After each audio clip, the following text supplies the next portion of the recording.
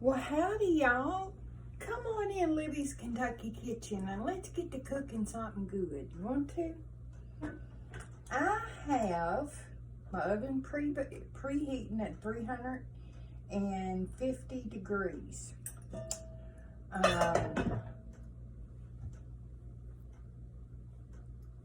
And I have a pie shell in there, unbaked pie shell. So I'm putting it in there and I'm pre-baking it. We're gonna make a chocolate meringue pie. I also have got some veggies and some ground beef. So we're gonna make a pot of stew. So I'm gonna show you kind of full meal. If we have time, we may even throw in some cornbread. So I've kind of started a little bit over here. I have 3 eggs separated, and that's all I've done so far. It's just separated 3 eggs. Let's see if I can, let me turn this off. Figure out, I had to move you guys to the other side because I need my microwave for this. Let's see if I can back y'all up in the corner, kind of. Let's see if maybe you guys can see. Okay, we'll try that. Now we're going to save our egg whites because we're going to use those later, but they need to stay out and stay at room temperature. So I'm just going to set those aside. Okay, so we need cocoa, of course, because it's going to be a chocolate pie. And this is not exact. These are tablespoons. I am going to put about, that was just a half because this is almost done. So that was about half. I'm going to put about 3 tablespoons in mine because I want it really, really chocolatey. So there we go. Well, that ended up being about 3.5. This is cornstarch. We are going to put 1,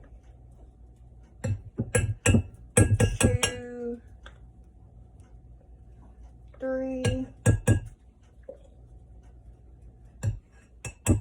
4 very generous tablespoons of cornstarch. Okay, and we need a can of milk and some sugar. We need a cup and a half of milk.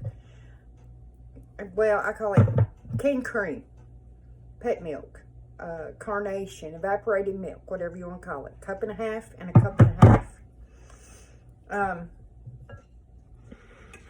But we have to remember we've got our cocoa in here. And so we're only going to put about half this sugar in right now. And that will kind of help blend in that cocoa a little bit. We just kind of want to stir this up a little bit, get some of these lumps out. And then we're going to add our milk in before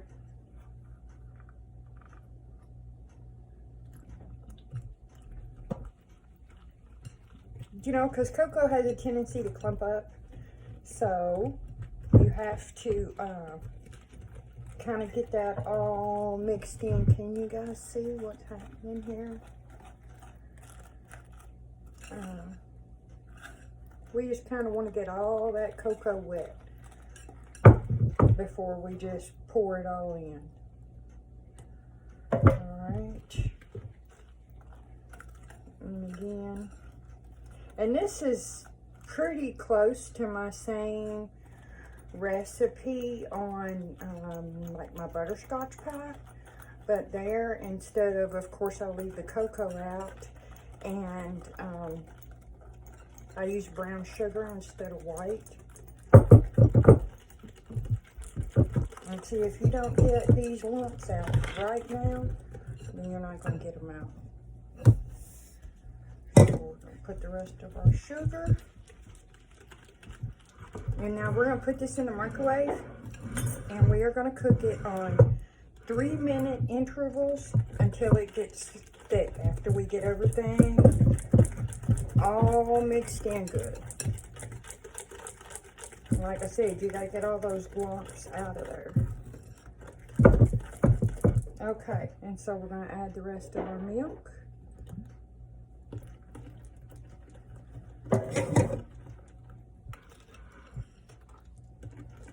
And I had that pie baking at the pie crust baking at 350 degrees. So this pie is really fairly easy to make it just takes a little bit of knowledge. And so we want to get this all stirred in. I'm going to stir this back here. I also got some apple butter going on the back burner, so just simmering away slowly, slowly. All right, so now we're going to stick this in the microwave for 3.5 minutes.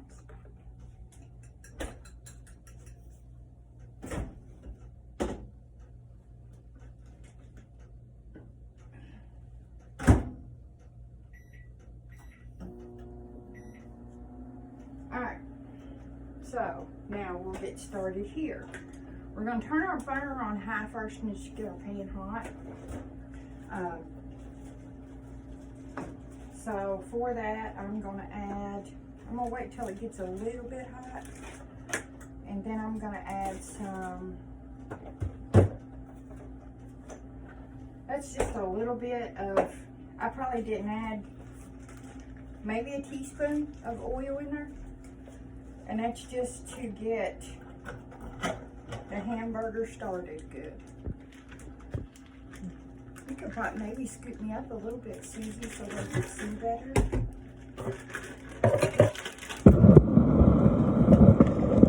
There we go. Now I think you guys can see better. Okay, so we're just going to throw this hamburger in here and get it to browning. I probably could have done that while I was working on the pie. And I need to eyeball my pie crust. Oh, it's looking good. It's looking good. You know what? I think I might have forgot to poke holes in it. It kind of looks like it's bubbling up a little bit. And it shrank. I forgot to poke holes. Be alright. It's still going to taste good. Still going to taste good. I didn't do the pie crust on here with you guys because y'all didn't want to stay on here and watch me, you know, roll out dough. So now we'll turn this down a little bit to about medium high.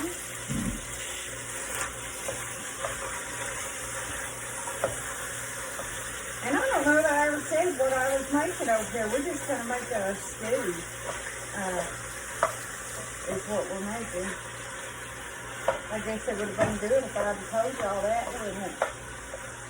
But we are just making a stew over here. And so I'm just kind of breaking up my hamburger. And I will show you kind of what we got going on over here. Okay, so I cut all these up yesterday so that today I would have at least that much done already, okay? So in here, we have a half, let's see, who's beeping? We have a half of a red onion, a half of a bell pepper, and 2 stalks of celery. Over here, I just have some cut up carrots, and then I peeled the stalk on the broccoli and chopped it up real small, about the same size as everything else. And I have broccoli that I'm going to put in just at the very end. I also have some beans I'm going to put in there. And I have some just chunked up potatoes. So it's just going to kind of be just a pot of stew. All right, so we are beeping. And even if you take this out here and it doesn't look like it's doing anything, still make sure you get it out and stir it up. And stir it from the bottom real good, because it will start to thicken. If you don't take it out and stir it, then you're going to get lots and lots and lots of lumps that will never come out. It's not going to get thick right, and you'll have all, it just won't work for you. But if you do it like this, then you don't have to do the on the stove and temper the eggs and do all that. If you do use this method, you don't have to do that. So now we're going to put it back in there for another 3 minutes. Uh-oh, my phone turned off. What's the problem here?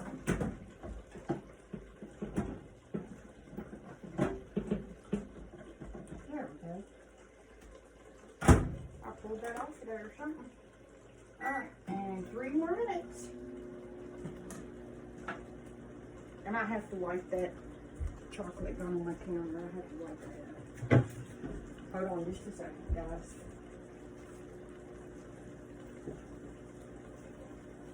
Alright. Now I can get back to this. I had to get that chocolate up. Okay. So let's check this again. And this is just, what I did is I caught hamburger on sale at just Foodland down the street. I caught it on sale. So, I bought a huge family pack because that's how it was on sale. You had to buy 10 pounds. I got a huge family pack for,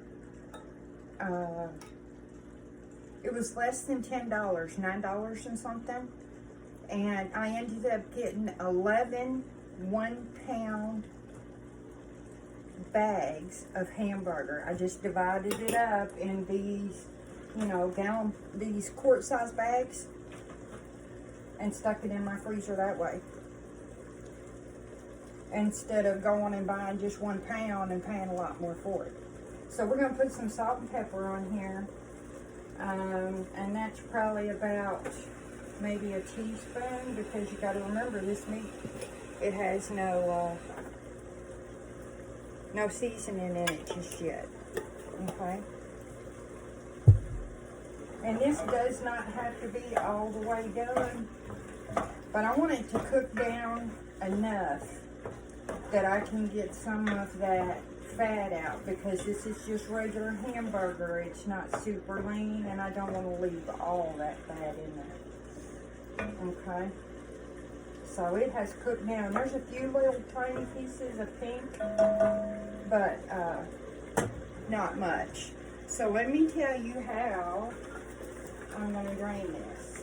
I'm going to take this piece of foil, and I'm going to fold it over and kind of do like this. And I'm going to stick it in my drain in my sink.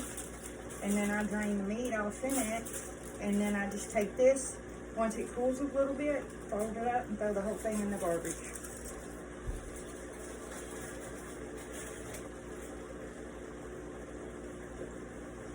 Okay. So, let me do that. And I will be right back with you. My camera crew's off today, so you guys will have to bear with me.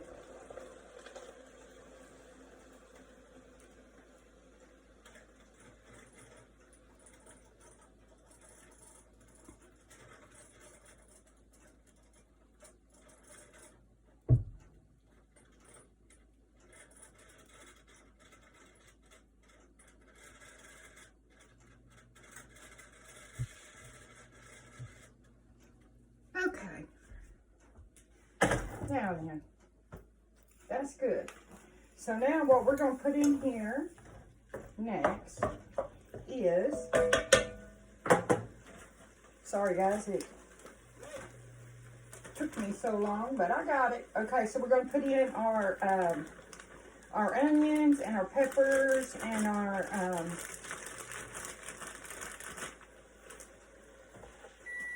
celery. And we want to get that in there and get that softening up. Alright, so we'll just let this go for a second and get heated back up, and we'll check out our pie. And you need to let this pie cook until it is as thick as what you need it to be, because it will not get any thicker once it cools off. It's not that kind of thing, okay? It's not going to get any thicker. And so we have to, and when it comes out of there, it's going to be kind of lumpy. Don't let that scare you. You just gotta, and this is actually ready.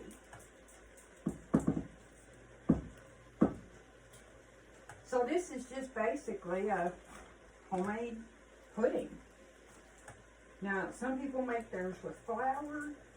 Some people use cornstarch. That's what I use. I think some people even use potato starch. I've had my good luck with cornstarch.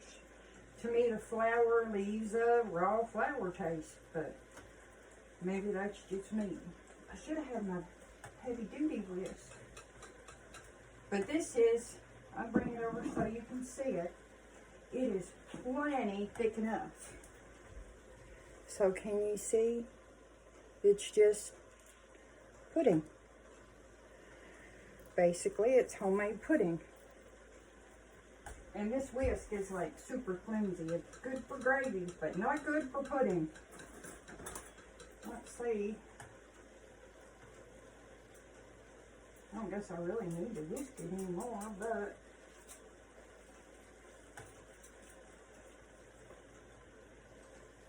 I'm going to anyways.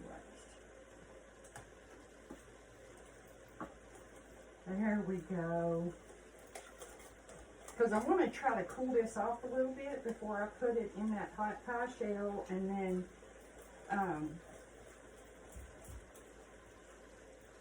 then put the meringue on it. Okay?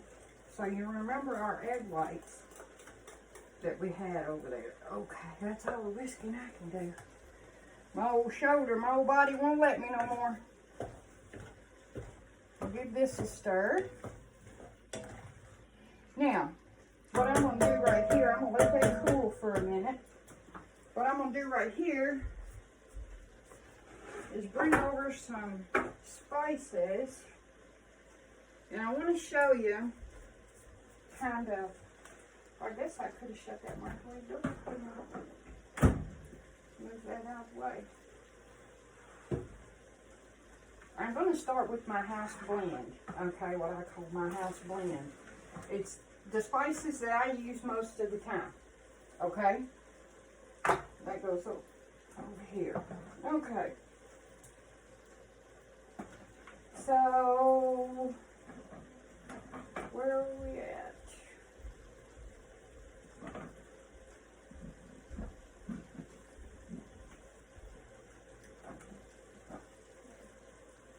Alright, so here is Mama's House Blend.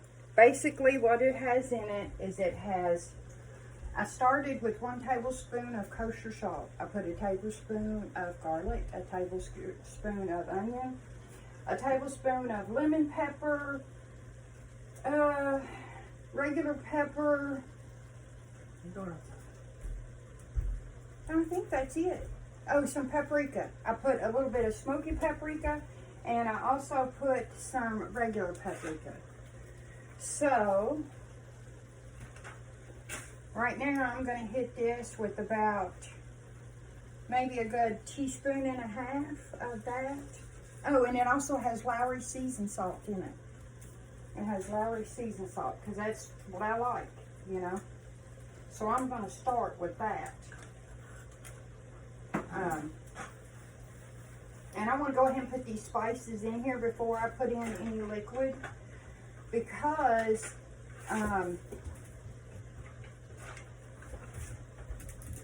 it kind of just opens them up, gives them a chance to bloom and all kind of marry together and be happy, you know. But I mean, you gotta remember, I got 2 pounds of meat and probably another pound of vegetables already before I put anything else in. So it's gonna take a lot of season. Plus I'm gonna put some other stuff in there too. So I'm gonna go in with a little bit more smoky paprika, and I'm just gonna give it a little once around, and that was probably half a teaspoon is all that was. I'm gonna give it just a little bit of ground mustard, maybe. I'm not a huge mustard fan, but it does add something to the dish. Half a teaspoon, maybe, at the most. And you know what I need to put in this pudding? You guys almost let me forget. We need to put in 2 tablespoons of butter. And let that be melting. There we go. That'll also help cool it off a little bit. I know I'm kind of going back and forth, guys, but I kind of have to if I want to get all this done at the same time. Okay. I mean, and this is real life cooking, right? So I'm going to put in a little rosemary. Of course, this one's not open. Now, after we get the liquid in, we're going to, I will do a couple of bay leaves.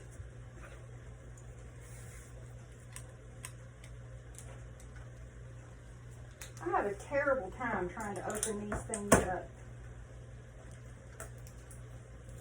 My hands are not strong enough anymore like they was when I was a young cook. Okay, so I'm going to put in about a half of a teaspoon, just a tiny bit of rosemary. And I have some thyme here. I want to put some of that in.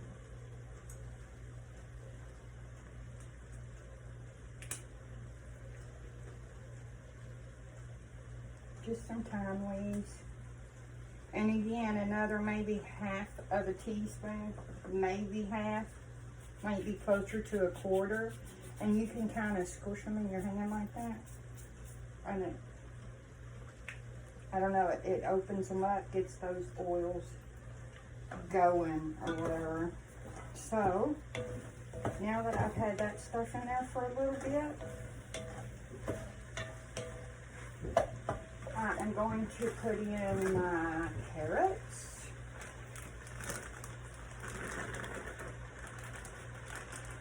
My potatoes. And I have changed the water on these potatoes. Like I said, I cut them up yesterday, double bagged them, and put them in water, and I double bagged them and put them in the refrigerator so that they wouldn't leak. And then I changed the water on them again. I changed the water like 4 times. I changed the water again right before we got on here. So this is fresh, clean water, and that's all going in. This is a can of beans that have been drained. That's going in. So now the only thing I have left in my pile right here is broccoli, and that can't go in until last. Okay, so if I can get this open. This is better than bouillon. I'd like to have had beef because this is what I have, but I don't have beef, so I have chicken. So that's what it's getting. And it is worth putting it in, even though it's chicken and not beef. Okay? Plus, oh, how did you get locked out? Did you go out the front? Okay. Susie was outside playing in the snow. I'm going to put about, this coat out there, ain't it, baby? Yes. I'm going to put about a teaspoon of that. not even snow at this point, it's just ice. I know. It's been snowing and icing and everything here for a week. Literally. A week. I'm about over it, and it's still snowing out there. So, oh, I forgot to I put the paprika. I'm gonna put just a little bit of this onion. It's onion pepper, because I haven't put any pepper in there yet, other than what was a little bit was in that my house blend. So I put some of that. Now I need to get my stock out.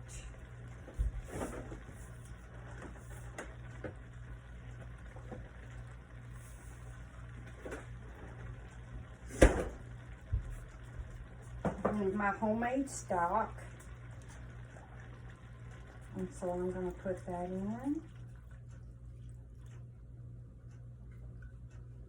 in. Smells really good. Now, I'm not sure I'm going to need this one. Maybe I'll put just a little. Because we don't want it, you know, to be too liquidy. All right. And that looks so good, so good, so good. And I may put pasta in it. I don't know. I haven't decided yet. But now this just needs to come to a simmer and boil for a while. And let's get started on our meringue. So,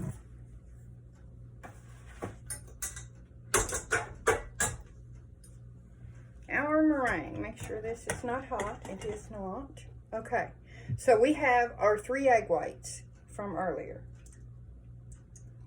Okay. And we need 1 more egg white. So this, let me show you how I separate my eggs. I crack it over another bowl, okay? And I basically, everybody does theirs a little different, but I do it just like that. Slide that over here, and you barely even get any on your fingers. So there is my 4th egg white, okay? And I'm gonna put that yellow right there, and I will use it again in a little while. Let me rinse my hands a little bit. Now I'm gonna put these on here and let them froth up just a little bit. And instead of adding regular sugar to our egg whites, we add powdered sugar. And we are gonna froth this up a little bit. I'll tell you what, I'll do that one. My ears are already done. I know, it's cold out there. I think the feel like temperature is 6 degrees. So we just wanna kind of get these moving and broke up a little bit before we go to adding. I really like to have it to soft peaks before I add my powdered sugar. Or, you know what, I'm going to do that. I'm not going to do it any different than I normally do, because if I do, it ain't going to work. So, I'm going to do it the same way I always do it. I am putting it on my mixer here. And I am turning it on. And I kind of put it over there so it won't be, you know, just right where you guys can't hear anything at all. So, and you know what? I forgot my cream of tartar, and I think is up here. Let us see. Susie, do you remember what we did with the cream of tartar? That is not where it is. Huh?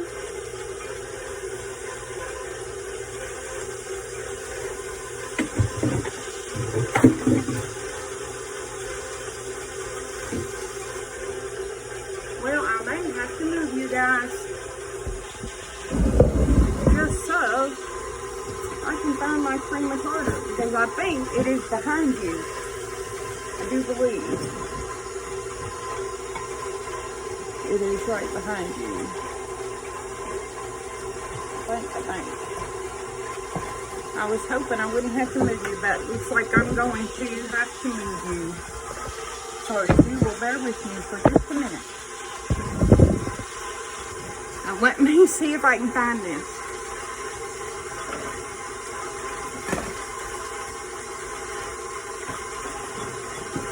You know, you think you put stuff back in the exact same spot every time, but guess what? For some reason, it doesn't always get put back in that same spot every single time. And then you're up here digging and hunting and searching, and I still can't find it. And it really, you know, it's probably not necessary because it's not raining today, so we're not even going to worry about it, right? We're not even going to worry about it. That's all we're talking about. I don't see it. I do not know where it is. There's my mixer going. And so we'll get back over this way and speed that thing up.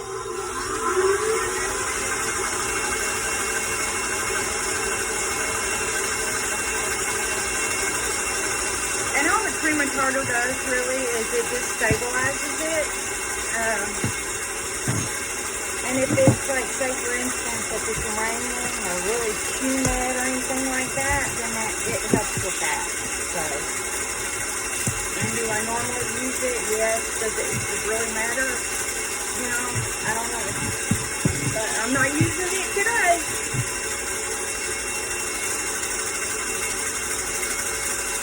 So I'm going to add in 4 tablespoons of powdered sugar on my meringue.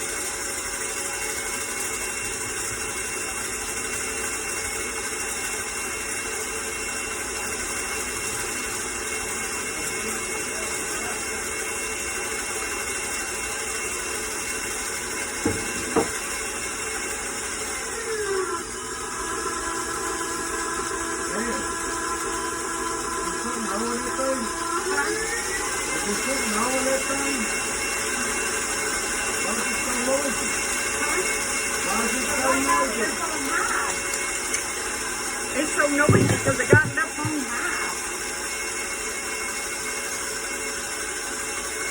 They're looking good, guys.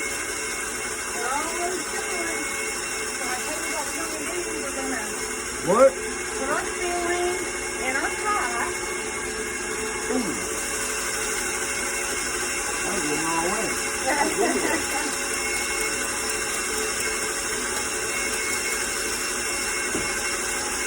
Put our filling in our pie while we're waiting for that to get done. And you know, you don't really need to overmix them because then they'll get rubbery, right? So we are done. Well, y'all probably can't hear a word I'm saying, right?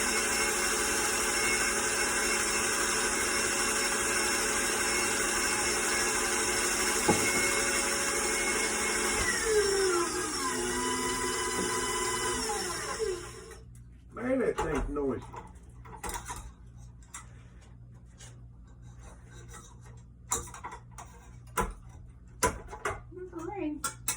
And look, see, I told y'all that it wouldn't matter, but guess what? My meringue did not turn out light and fluffy like it usually does. It wouldn't matter. So, we're still going to use it anyways. What doesn't matter? If I had my cream of tartar. Oh, you don't have no cream of tartar? I do, but I lost it. You lost it.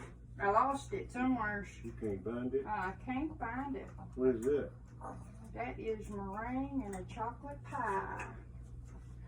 A chocolate pie. So we're just going to spread this out a little bit. And you know, some people like their meringue with more soft peaks. So that's what we're going to have this time. Instead of really super tall, stiff peaks. I guess I should have probably got a different spoon, shouldn't I? That looks good. Howdy, y'all out there in TV land, or phone land, or land other than where I'm at land. There's Dad, come to say hi. So we are sticking our meringue on. We've got our oven. Remember, you gotta have your oven preheated. And I kind of got chocolate all mixed in it. Yeah, it looks pretty good. It's just not quite as fluffy as my meringue usually is. But it will work. When you put it on, guess y'all can see me. When you put it on, make sure that you seal the edges. Go all the way around, and remember that it will shrink while in the oven. Meringue looks pretty good. It looks better than I thought it was going to. Didn't have enough faith in my capabilities, did I? So I make sure that it is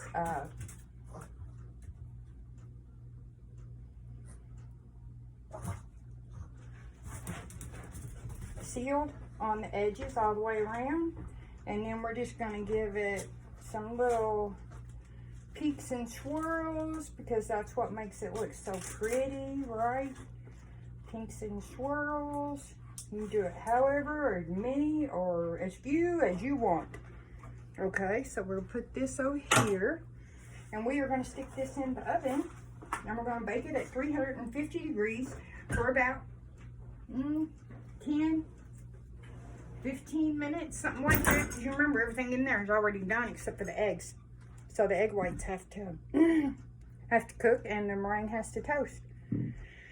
So there it is. That's what we're having for supper. I may throw in a pot of cornbread to have with our soup. But other than that, that's it, guys.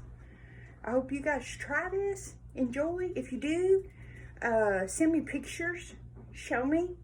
Tag me if you wonder, you know, how I do something or what. Ask me a question. Ask me. Share. Like. Thanks, guys. Bye.